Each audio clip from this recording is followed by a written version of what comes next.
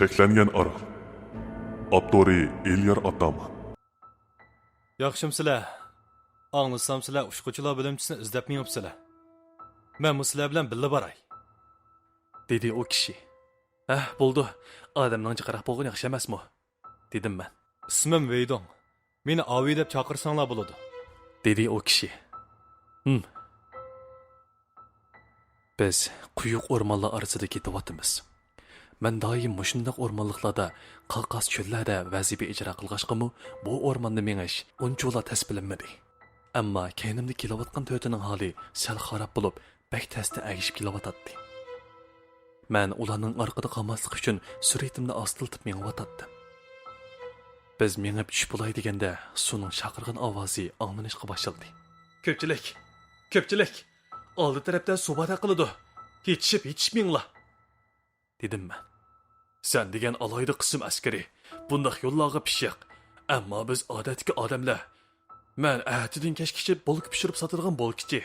Bundaq yo'llarda asla menga boqmagan, dedi Mingvey. Bo'lk setib topgan pulingga sayyoda o'ynab kelay deb ekansan-da, dedi Avi. Meni unch tuvan ko'ma, Sana desam, Harbinning o'zida 17 zanjirsimon do'konim bor.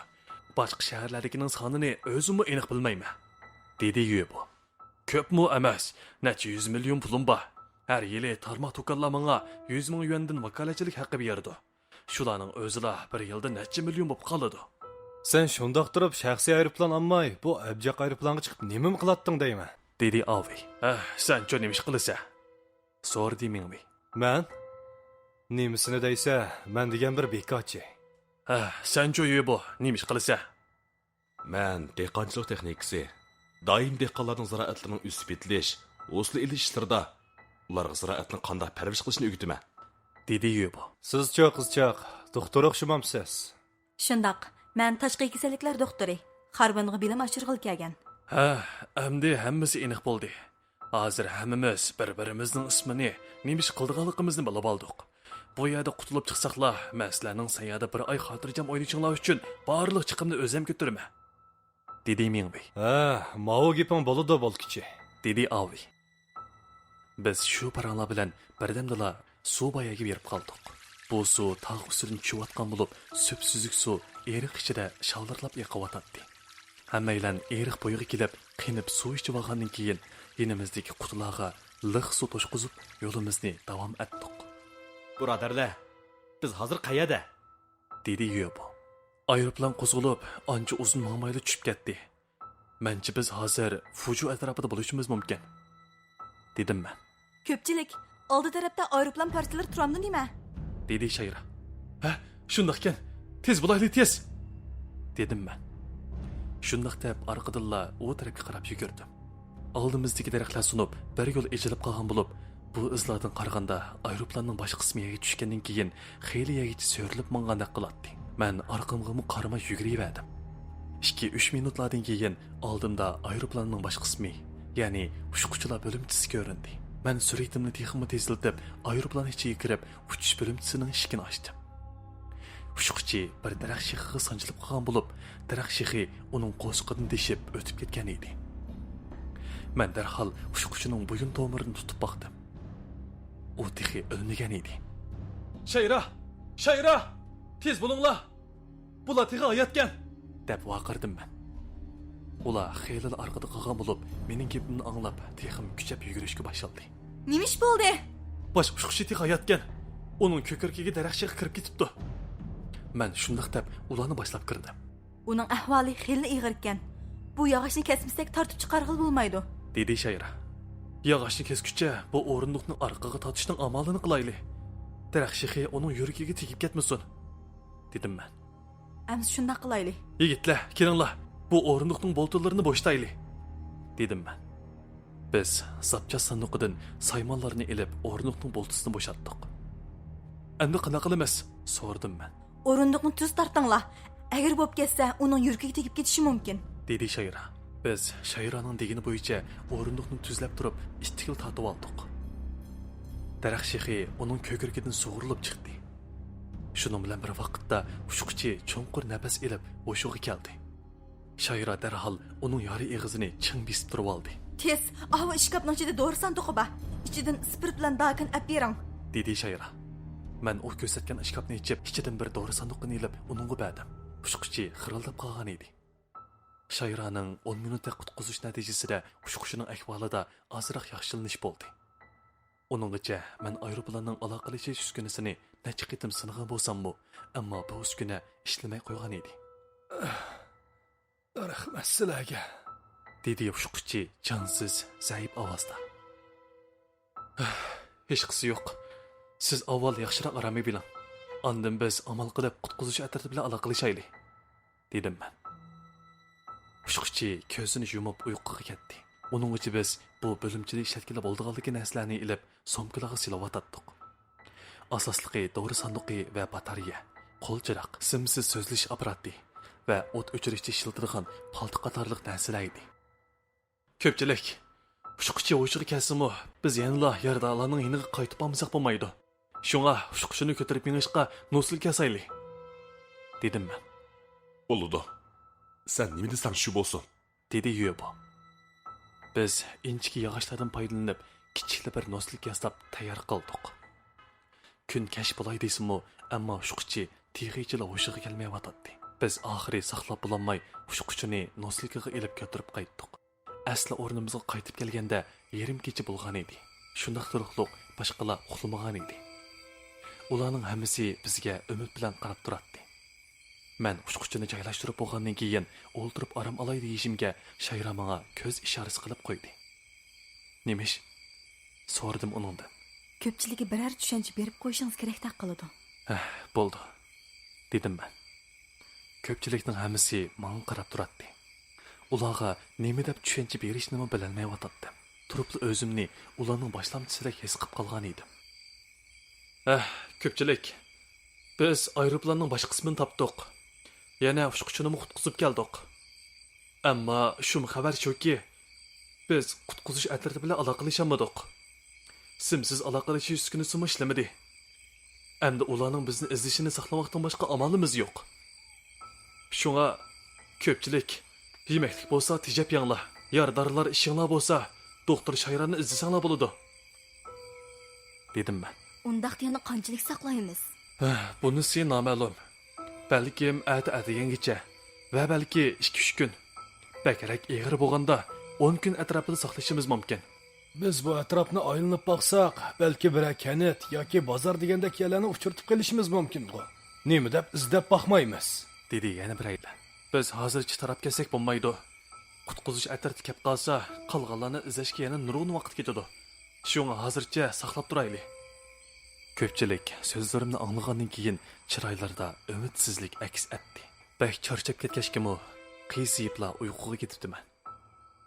Shu kundan beri saqlashimiz boshlanib ketgan edi.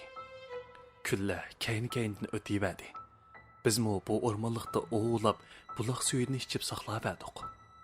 Kunlar o'tgan sari bizning umidimizmi so'slab yuribotdi. Boshqalar bu aeroplanning tushib ketganligini bilmayotdi yoki bizni topolmayotdi. Shuncha vaqt o'tib ketsa-mu, qutqizish atrati kelmayotdi. Bir oy bo'lganda ko'pchilikning taqdiri taq bo'ldi.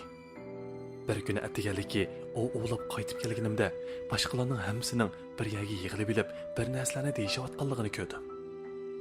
Ularmi meni ko'ribla meni chaqirdi. "Ey askar, qani dana, biz yana qanchalik saqlaymiz?" Buni menmi bilmayman. Amsi dana, biz davomli mushundoq saqlab beramdik. Nemishqa o'zimizla bu yerdan ketishni sinab boqmaymiz. Sinab boqsaq bo'ladi. Lekin sizlar ayollar bilan bolalarni o'ylab boqdinglarmi? Biz erlar boshqa yoqlarga ketib qolsak, ular qanday qiladi? Ularni billa ilib olsak bo'ladi-ku. Shundoq, bizni billa mangayli, dedi bir ayol. Bo'ladi. Siz mangalaysiz. Yana sizmi mangalaysiz? A'o kayindagi bir nechalarni mangalaysizlar. Ammo a'o yashanganlar qanday qiladi? Ularni mushiyaga yolg'iz tashlab qo'yimizmi? Dedim chechilib turib. Amsa qanday qilamiz? Dedi yana bir odam. Mundaq bo'lsin. O o'liyalaygan bir nechinglar mushayarda qilib, ayollar va bolalarning holidan xabar elinglar. Qolgan yo'l izlab bu yerdan ketishni o'ylaydiganlar, tayyorlig'inglarni puxta qilinglar. Tushda yo'lga chiqamiz. Men shundaq debla o'lab kelgan ishki to'shqan go'shini daraxt şexiga esib qo'yib, mengishning tayyorligini qildi. Bir chaqda Shayra eg'ir qadamlar bilan yonimga keldi. Azat, men sizlar bilan birga boray. Dedi u. Yo'q bo'lmaydi. Siz degan qiz bola. Uzun yo'lga chidayolmaysiz. Dedim men. Kim shundaq deydi? Men 2 yil harbiy bo'lgan. Shu bundaq ishlar men uchun elib ketganda hech ish emas. Tez lozimli narsalarıngizni tayyorlang. Elil yo'lga chiqamiz. Ma'qul. Dedi u xushal bo'lib. Tush bo'lganda chetirlar o'tirsidagi kichik maydonga keldi. U yerda 7-8 odam yerga bir parcha xaritani qo'yib olib, bir nimlarni deyishyotdi. Ularning orasida Mengvi, Avi, Ushquchi va Yubulami bor edi. Mening kaynimdilla Shayrami olishib keldi. Kela askar. Salla kam qolgan edim. Dedi Ushquchi. Bu xaritani nereden topdingiz? So'radim men. Tunugun ushquvchilar bo'limchisiga yana bir qitim berib keldi. O yerdan yiroq musofirlik radio to'lqini orqali aloqalashadigan mono uskuni bilan mushu xaritani olib keldi. Bu uskun orqali qutqizish talab qilg'ili bo'ladi-ku. Nimishqa burroq demaysiz? Dedim men. Shundoq. Qutqizish talab qilg'ili bo'ladi. Ammo buningga yetarli signal bo'lmaganda radio to'lqinini qabul qilib, ya'ni radio to'lqinini qo'yib berolmaydi. Amsi qanday qilamiz? Egizrak yerga chiqsa unum bo'ladimi? Menchi bo'ladi. Shunga qarg'a kap qolamkin deb elib oldim mana. Dedi u. Men turibla necha vaqtdan beri ushquchidan so'ramoqchi bo'lgan ishlarni esimga oldim. Ayni chog'da aeroplan nima uchun tushib ketdi? Bu esingizdami? O kuni biz Harbindan qo'zg'alib uzun mangmayla oldi tarafda qo'yiq tuman ko'rindi. Orqadilla butun jahon yorib, ko'zni ochqilib bombig'idek bo'lib ketdi. Necha sekunddan keyin taslikda ko'zimni ochib qarasam, noiti egiz bir moyaqqa so'qilishga ozli qapdiq. Men darhol rolni solg'i burab, so'qilish besimini tuvalatmoqchi bo'ldim. Ammo yanada qattiq so'qilib, aeroplan parchalanib ketdi. Keyingi ishlarni menmi bilmayli qoldim. Uchish liniyasidan qarab, bizning nega tushib ketganligimizni bilamadingizmi? Uchish liniyasidan va bizning Harbindan qo'zg'alib so'qilgan vaqtimizdan qaraganda, biz hozir Taybi yoki Fuju atrofida bo'lishimiz mumkin. Mencha bundoq bo'lishi mumkin emas. Agar biz siz degan doiraga tushib ketgan bo'lsak, bu chaqqicha hukumat taraf bizni allburun qutuldirib qo'ygan bo'ladi. Bu deganingmi to'g'ri. Biz bu xarita bo'yicha o'zimizni Fujuda deb bilib, Mao kent tarafga qarab minib boqaylik. Bizda hozir kangri narsa vaqt. Shunga aldirmay izlasakmi bo'ladi? Dedi Avi. Biz yana bir ishni unutib qoldik. Dedi Shayra. Ha? Nima? Dedim men. Biz aeroplanning quyruq qismida o'tirganlarni izlab baqmadik. Ular balki bizga o'xshash hayot bo'lishi mumkin. Biz bu tarafga mangaylik. Shundaq bo'lganda boshqalarni izlab tepish bilan birga bu yerdan ayriladigan biror yo'lni topib qolamdik deydi. Ha, to'g'ri. Demisingiz rostila esimdan ko'tarilib ketibdi. Balkim ularga yordamga muhtoj bo'lishi mumkin. Shunga biz Shayra ko'rsatgan yo'l bilan mangaylik, dedim men. Bo'ladi amsa, yo'lga chiqaylik. Shunda qilib biz 9 odam yo'lga chiqdik. Quyuq o'rmonlar orasida ketyapmiz. Daraxt shoxlarini chanig'udekmi bir narsa yo'q edi. Yarim kundak mang'andan keyin oldi tarafdan chaykalarning va dengiz to'lqinining ovozi anglandi. Ko'pchilik, biz dengiz bo'yiga kelgan o'xshaymiz. Biz qadamlarimizni tezlitib minishga boshladik. Alahazal 10 minutlardan keyin ko'z oldimizda nihoyat go'zal dengiz sohili namoyon bo'ldi. Hammaylar qo'shliqimizda yugurib kelib, dengiz suyiga o'zimizni otdik. Xushal bo'lishimizdagi sabab dengiz bo'lsa-la paraxut bo'ladi, beliq bo'ladi. Qutqazuvchilar bizni oson payqaydi. Ishqilib, o'rmonlikda turgandan dengiz soyilida turgan ming afzal edi. Biz dengiz suyidan chiqib, atrofga zang soldik. Biz kelgan tarafning shimolida egiz ketgan tog' bo'lib, bu tog' butunlay yeshillik bilan purkangan edi. Endi qanday qilamiz? Men bilan yo'poshkinlar berib, qog'onlarni mushtaga boshlab kelinglar. Biz qog'onlar aeroplanning quyruq qismini izlaylik, dedim men. Bo'ladi, dedi Mengvi. Bir ishni unutib qolmanglar. Keraklik har qanday narsani elib olinglar. Bo'libmi aeroplan parchalarining foydalangan yerlarining birisini qo'yib qo'ymanglar. Hammani g'ash kelinglar. Bu yerga kelgandan keyin har bir odam o'ziga ayrim chetir qursin. Daraxt shoxlaridan foydalaninglar. Bo'ladi. Ams qog'onlar yo'lga chiqaylik. Biz u ikkisini yo'lga sap qo'yib, aeroplanning quyruq qismini izlab mangdik. Yarim kundak mang'andan keyin oldi tarafdagi tog' bag'rida bir yog'och uy ko'rindi. bu yağıç öy bəkli kondirib ketgan bo'lib, sirtidan qarmoqqa odam o'ldirmaganga nihoyatda uzoq yillar bo'lgandek qiladi. Biz o uyning oldiga kelib, atrofni kuzatgandan keyin eshikni ochib ichiga kirdik.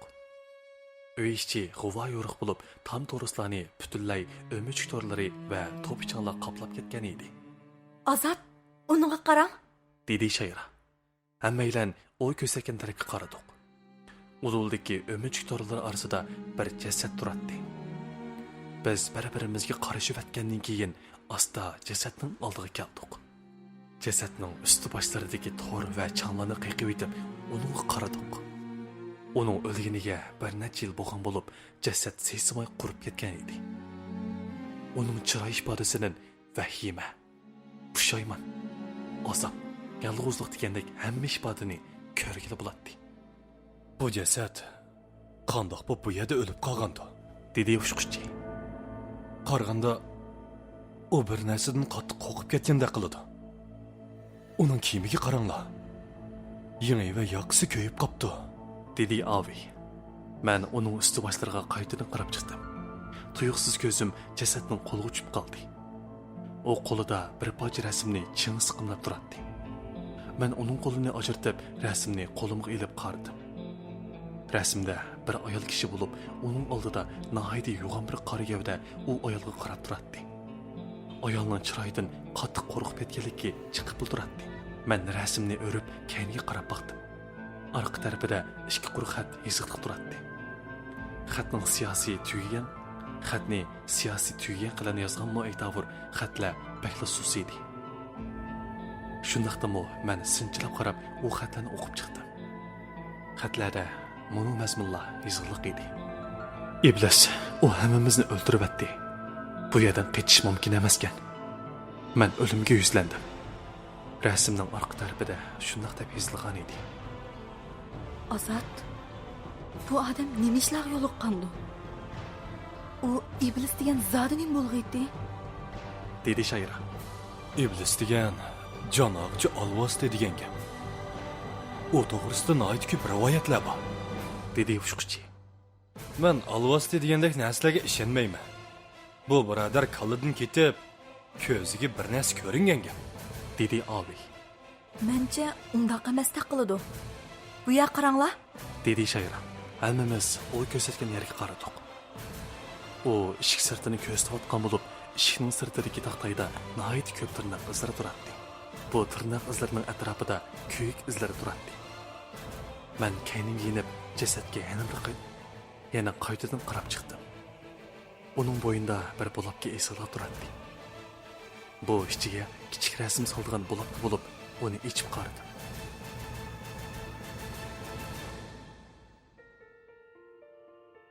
İçida bir yosh oshiq-mashhuqlarning rasmi turardi. Men buni ko'rib, uning yanchuqlarini ag'tirib baqdim.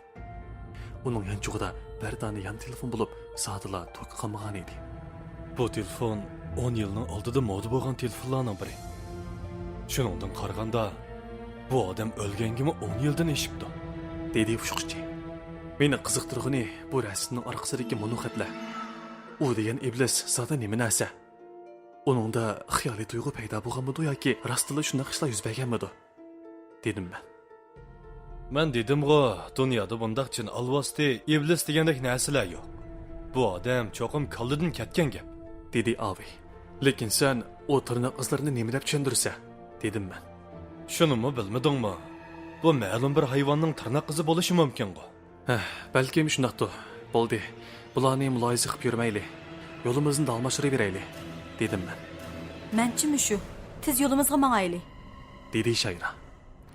Shayraning gip tugish bilan sirtdan bir oyoq tevish anglandi. Men darhol sirtga yitildim.